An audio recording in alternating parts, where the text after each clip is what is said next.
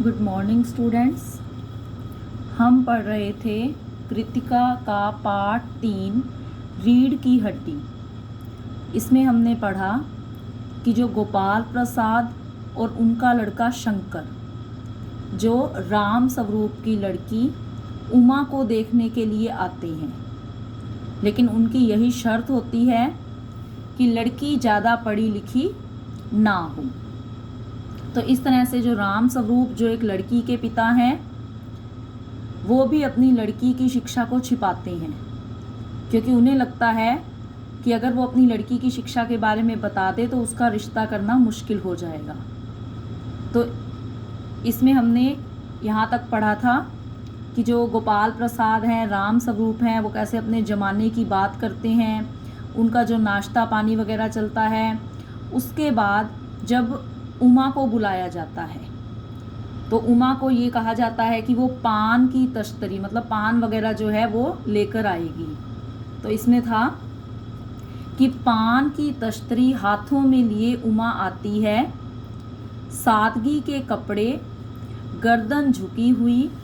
बाबू गोपाल प्रसाद आंखें गड़ाकर और शंकर आंखें छिपाकर उसे ताक रहे हैं मतलब देख रही हैं। राम स्वरूप कि हाँ यही है आपकी लड़की है, लाओ बेटी पान मुझे दो। उमा पान की तश्तरी अपने पिता को देती है। उस समय उसका चेहरा ऊपर को उठ जाता है और नाक पर रखा हुआ सोने की रिम वाला चश्मा दिखता है। बाप बेटे चौंक उठते हैं। गोपाल प्रसाद और शंकर एक साथ चश्मा। अब देखिए, हमने पहले भी मैंने बताया था इसमें कि वो लड़की तो जो सर्वगुण संपन्न चाहते हैं। सर्वगुण संपन्न मतलब जिसमें सारे गुण हो, जिसे सिलाई कढ़ाई वगैरह सब कुछ उसे आता हो, पढ़ी लिखी ना हो, सुंदर हो, गोरे रंग की हो। और अब उसके चेहरे पर जब वो चश्मा देखते हैं तो हैरानी से दोनों एक साथ कहते हैं कि चश्मा।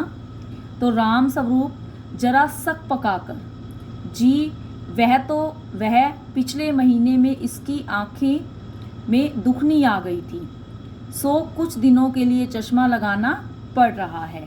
वास्तव में तो उमा जो थी वो पढ़ी लिखी थी, पहले उसकी पढ़ाई लिखाई को छिपाया गया था, अब इसलिए उसे चश्मा भी लगा हुआ था। अब उसका चश्मा भी जो राम स्वरूप जी जो उनसे झूठ बोल देते हैं एक तरह से कि ये चश्मा तो इसकी आंखें कुछ समय से दर्द हो रही थी, तो इसलिए इसने कुछ समय के लिए ये चश्मा इसे लगाना पड़ रहा है। तो ये जो सारी विवशता थी ये किस लिए थी? क्योंकि वो एक लड़की के पिता हैं। तो राम स्वरूप के अनुसार कि जैसे तैसे भी उनकी लड़की के विवाह में कोई अड़चन ना आए, इसलिए वो गोपाल प्रसाद की हर बात में हाँ और ना में ना कह रहे थे। गोपाल प्रसाद पढ़ाई वढ़ाई की वजह से तो नहीं है कुछ? राम स्वरूप नहीं साहब, वह तो मैंने अर्ज किया ना, मतलब मैंने पहले ही बता दिया है कि हमारी लड़की ज़्यादा पढ़ी लिखी नहीं है, जबकि वो पढ़ी लिखी थी, लेकिन राम स्वरूप उसे छुपा रहे थे उसकी पढ़ाई लिखाई को। गोपाल प्रसाद हूँ संतुष्ट होकर कुछ कोमल स्वर में, बैठो बेटी। राम स्वरूप वहाँ बैठ जाओ उमा, उस तख्त पर अपने बाजे वाजे के पास। अब उमा बैठती है। गोपाल प्रसाद चाल में तो कुछ खराबी है नहीं, चेहरे पर भी छवि है, छवि मतलब चमक। हाँ कुछ गाना बजाना सीखा है। राम स्वरूप जी हाँ, सितार भी और बाजा भी। सुनाओ तो उमा एक आध गीत सितार के साथ। इस तरह से वो पूछते हैं कि उमा जो है उसकी चाल भी उन्हें सही लगी, क्योंकि वो उनके सामने ही वहाँ चलकर आई थी, तो उन्होंने ये चीज़ें नोटिस की। चेहरा भी चमकता हुआ दिखा, मतलब गोरी भी थी। अब उससे पूछा भी गाना बजाना भी आता है? तो राम स्वरूप ने कहा भी हाँ इसे आता है, और उन्होंने उमा से एक आध गीत सुनाने के लिए कहा। उमा सितार उठाती है। थोड़ी देर बाद मीरा का मशहूर गीत मेरे तो गिरधर गोपाल दूसरों ना कोई गाना शुरू कर देती है। स्वर से जाहिर है कि गाने का अच्छा ज्ञान है।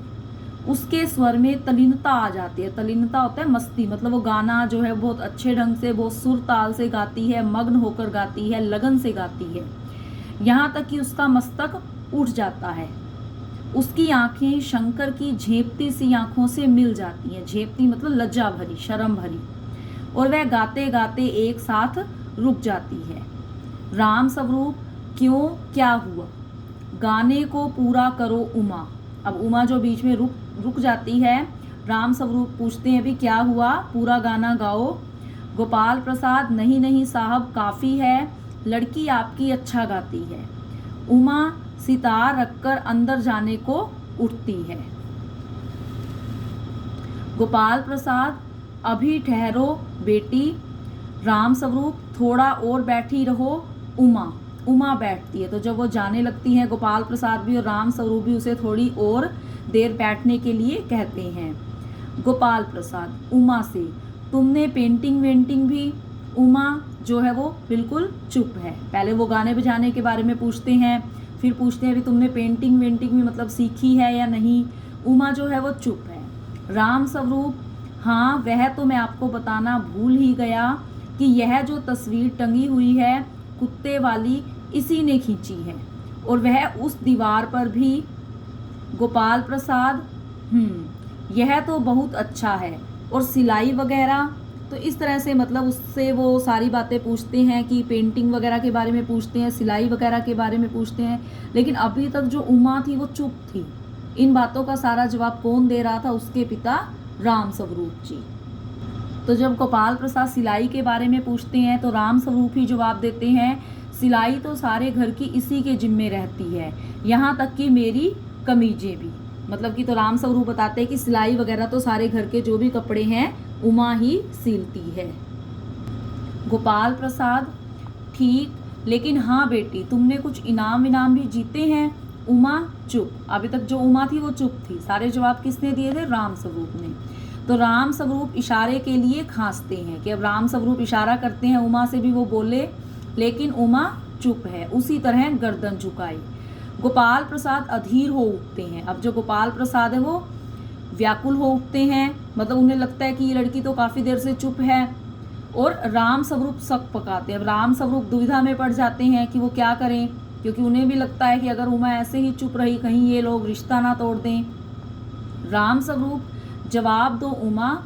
गोपाल प्रसाद से, हाँ जरा शर्माती है, इनाम तो इसने। अब ये राम स्वरूप इस बात का जवाब देने लगते हैं, जबकि गोपाल प्रसाद चाहते हैं कि उमा जवाब दे।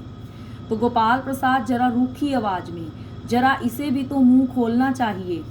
राम स्वरूप, उमा देखो आप क्या कह रहे हैं, जवाब दो ना। तो जो राम स्वरूप उमा को बार बार कहते हैं कि वह स्वयं जवाब दे। गोपाल प्रसाद भी यही चाहते हैं कि उमा बोले। उमा हल्की लेकिन मजबूत आवाज में, क्या जवाब दूं बाबूजी?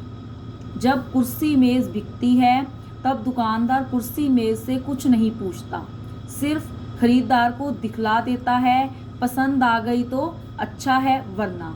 अब जो उमा थी वो अंदर ही अंदर मतलब उसे गुस्सा आ चुका होता है कि कैसे उसका मोल भाव किया जा रहा है, कि क्या हुआ अगर वो एक लड़की है, क्या उन्होंने लड़के के बारे में कुछ भी पूछा इस तरह से कि वो लड़के के बारे में तो मतलब वो कुछ नहीं बताना चाहते, लड़का चाहे कैसा भी हो, लेकिन वो लड़की चाहते हैं कि उसके अंदर हर गुण हो, हर तरह की उसे सिलाई कढ़ाई पेंटिंग सब कुछ आता हो।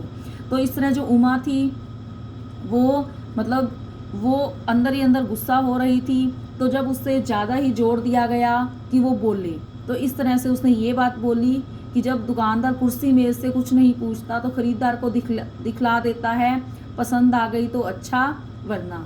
तो मतलब इस तरह से उमा इस बात को स्पष्ट करती है कि लड़की कोई कुर्सी मेज नहीं है। तो जो राम स्वरूप हैं वो चौंक कर खड़े हो जाते हैं। जो राम स्वरूप हैं वो खड़े होते हैं। उमा वो उमा को मतलब चुप करवाने की कोशिश करते हैं। उमा, अब मुझे कह लेने दीजिए बाबूजी, ये जो महाशय मेरे खरीदार बनकर आए हैं इनसे जरा पूछिए कि क्या लड़कियों के दिल नहीं होता, क्या उनके चोट नहीं लगती, क्या बेबस भेड़ बकरियां हैं, बेबस मतलब मजबूर, कि क्या बेबस भेड़ बकरियां हैं जिन्हें कसाई अच्छी तरह से देखभाल कर। तो जो राम स्वरूप हैं वो अब उमा को चुप करवाने की कोशिश करते हैं, लेकिन जो उमा है वो लगातार बोलती जा रही है कि वो कहते हैं कि क्या लड़कियों के दिल नहीं होता, क्या वो कोई भेड़ बकरियां हैं, मतलब जिन्हें जिस तरह से मर्जी कसाई जो है वो उन्हें कुछ भी उन्हें काट दे, मतलब किसी तरह से भी उसके साथ व्यवहार करें। गोपाल प्रसाद ताव में आकर, मतलब एकदम से गुस्से में आ जाते हैं। बाबू राम स्वरूप, आपने मेरी इज्जत उतारने के लिए मुझे यहाँ बुलाया था। उमा तेज आवाज में, जी हाँ, और हमारी बेइज्जती नहीं होती जो आप इतनी देर से नाप तोल कर रही हैं। तो ये उमा इस तरह से जब गोपाल प्रसाद को गुस्सा आता है तो उमा भी और तेज आवाज में ये बोलने लगती है, भी क्या आप हमारी बेइज्जती नहीं कर रहे, आप हमें कह रहे हैं कि हमने आपकी बेइज्जती की, तो वो जो नाप तोल की जो कर रहे हैं इतनी देर से, क्या हमारी बेइज्जती नहीं है इसमें? और जरा अपनी साहबजादे से पूछिए कि अभी पिछली फरवरी में ये लड़कियों के हॉस्टल के इर्द गिर्द क्यों घूम रहे थे और वहाँ से कैसे भगाए गए थे। अब जो उमा थी उसने शंकर को पहले देखा हुआ था कि जो शंकर था वो मतलब करैक्टरलेस था, कि वो लड़कियों के हॉस्टल में एक बार पकड़ा गया था और बड़ी मुश्किल से वहाँ से बचकर निकला था। अब शंकर जो है, जब उसे लगता है कि ये मुझे जानती है, तो वो कहता है कि बाबूजी चलिए। गोपाल प्रसाद, लड़कियों के हॉस्टल में, क्या तुम कॉलेज में पढ़ी हो? अब जो गोपाल प्रसाद है वो इस बात पर ध्यान नहीं देता कि शंकर भी लड़कियों के कॉलेज में क्यों गया था, लेकिन वो इस बात को पकड़ लेता है कि क्या तुम कॉलेज में पढ़ी हो, क्योंकि उन्होंने तो ये कहा था ना कि उमा ज़्यादा पढ़ी लिखी नहीं है। राम स्वरूप चुप। उमा, जी हाँ, कॉलेज में पढ़ी हूँ, मैंने बीए पास किया है, कोई पाप नहीं किया, कोई चोरी नहीं की और न आपके पुत्र की तरह ताक झांक पर कायरता दिखाई है। मुझे अपनी इज्जत, अपने मान का ख्याल तो है, लेकिन इनसे पूछिए कि ये किस तरह नौकरानी के पैरों में पड़कर अपना मुंह छिपाकर भागे थे। अब जो उमा है वो बिल्कुल भी डर नहीं रही, वो निडर होकर ये बातें कह रही है कि हाँ, मैंने बीए पास किया है लेकिन कोई पाप नहीं किया, आपके बेटे की तरह, मतलब आपके बेटे की तरह कार्य नहीं किए कि इस तरह से वो लड़कियों के हॉस्टल में घुसा, नौकरानी के पैरों में पड़कर अपना मुंह छिपाकर भागा, कि मुझे तो अपनी इज्जत और अपने मान का ख्याल तो था। राम स्वरूप, उमा जो राम स्वरूप हैं वो उमा को बार बार चुप होने के लिए कह रहे हैं। गोपाल प्रसाद खड़े होकर गुस्से में, बस हो चुका बाबू राम स्वरूप, आपने मेरे साथ दगा किया। दगा मतलब धोखा। अब क्या धोखा किया? कि आपकी लड़की बीए पास है और आपने मुझसे कहा था कि सिर्फ मैट्रिक तक पढ़ी है। लाइए मेरी छड़ी कहाँ है, मैं चलता हूँ। तो वो जो स्टार्टिंग में ये लाइन आई थी कि वो बेंत जो है उनके जो गिर जाती है और राम स्वरूप उसे रखते हैं, मतलब वो छड़ी जो लेकर आते हैं वो उनसे मांगते हैं। बेंत ढूंढ कर उठाते हैं, बीए पास, उफ गजब हो जाता, झूठ का भी कुछ ठिकाना है, आओ बेटे चलो। मतलब कि इस टाइम भी उन्हें अपने बेटे की कमियां नज़र नहीं आ रही। कमियां कहाँ नज़र आ रही हैं? उमा में या राम स्वरूप में, जिन्होंने अपनी लड़की की पढ़ाई लिखाई को छिपाया। उमा, जी हाँ जाइए, मतलब वो इस तरह दरवाजे की ओर बढ़ते हैं। उमा भी कहती है कि जी हाँ जाइए, ज़रूर चले जाइए, लेकिन घर जाकर जरा यह पता लगाइएगा कि आपके लाडले बेटे के रीढ़ की हड्डी भी है या नहीं, यानी बैकबोन। मतलब रीढ़ की हड्डी का मतलब एक तो ये हो गया कि जब शरीर में रीढ़ की हड्डी सीधी नहीं होती तो हमारी कमर झुकी रहती है, इसलिए शंकर ऐसे ही था, उसके जो मित्र वगैरह थे वो बैकबोन ही बुलाते थे। और दूसरा इसका मतलब हम ले सकते हैं करैक्टरलेस होना, कि जो शंकर था वो करैक्टरलेस था, उसका चरित्र सही नहीं था, कि जैसे वो चाहता था कि लड़की तो ऐसी मिले कि उसमें सारे गुण हों, लेकिन उसके खुद में क्या गुण थे, उसने कभी इस तरफ क्या कमियां थी इस तरफ ध्यान नहीं दिया, तो वो करैक्टरलेस था। तो इसलिए उमा ने कहा भी घर जाकर आप ये देखिए कि आपके बेटे के रीढ़ की हड्डी है भी या नहीं। बाबू गोपाल प्रसाद के चेहरे पर बेबसी का गुस्सा है और उनके लड़के के रुलासापन, दोनों बाहर चले जाते हैं। बाबू राम स्वरूप कुर्सी पर धम से बैठ जाती हैं, क्योंकि जो बाबू राम स्वरूप थे वो ये सारा कुछ किस लिए कर रहे थे, ताकि उनकी लड़की की शादी हो जाए। तो एक लड़की का एक मजबूर पिता होने के नाते वो ये सब कर रहे थे। उमा सहसा चुप हो जाती है, तो उमा उस समय फिर चुप हो जाती है। प्रेमा का घबराहट की हालत में आना, और प्रेमा जो अंदर किचन वगैरह में काम में लगी हुई थी तो वो घबराती हुई आती है। प्रेमा, उमा रो रही है। यह सुनकर राम स्वरूप खड़े होते हैं। रतन आता है। अब रतन जो उनका नौकर, रतन बाबूजी मक्खन, सब रतन की तरफ देखते हैं और पर्दा गिरता है। मतलब रतन जो मक्खन लेने के लिए गया होता है और वो वापस लौटता है। तो इस तरह से हमने इस एकांकी में ये देखा कि किस तरह एक लड़की के पिता ही क्यों मजबूर हैं कि लड़की तो मतलब ऐसी होनी चाहिए, सर्वगुण संपन्न हो, हर तरह का उसमें गुण हो, उसकी चाल को परखा जाता है, उससे और भी कई तरह की बातें पूछी जाती हैं, और लड़की ज़्यादा पढ़ी लिखी भी नहीं होनी चाहिए। तो जो राम स्वरूप लड़की के पिता हैं, क्या उन्होंने कोई अपराध किया है कि वे लड़की के पिता हैं? तो इसमें मतलब यही चीज़ बताई गई है कि अगर लड़कियां हम ऐसी चाहते हैं तो लड़कों को भी अपने जो गुण अवगुण हैं उन चीज़ों का ध्यान रखना चाहिए। और गोपाल प्रसाद जैसे जो पुराने ख्यालों के लोग हैं उन्हें अपनी सोच बदलनी चाहिए।